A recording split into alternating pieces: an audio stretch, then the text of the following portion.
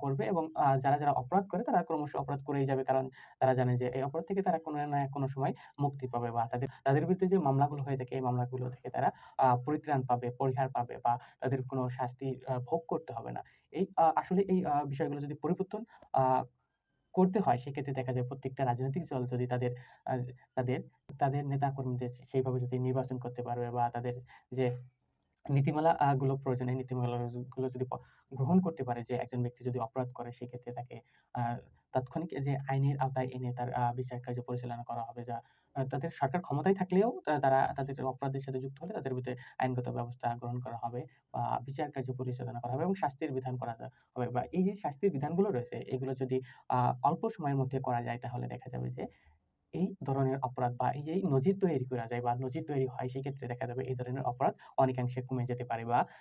এই যে যদি ক্ষমতায় থাকাকালীন এমপি মন্ত্রীরা যে অন্যায় অপরাধ করে থাকে, দুর্নীতি, ফৌজদারি অপরাধ করে থাকে, এই ধরনের অপরাধ অনেকাংশেই কমে যাবে। কারণ দেখা যাবে তার পূর্বে এই ধরনের অপরাধের জন্য কোন ব্যক্তি শাস্তির আওতায় আনা হয়েছে তাহলে তারা এই ধরনের আর কাজ করতে ভয় পাবে। কারণ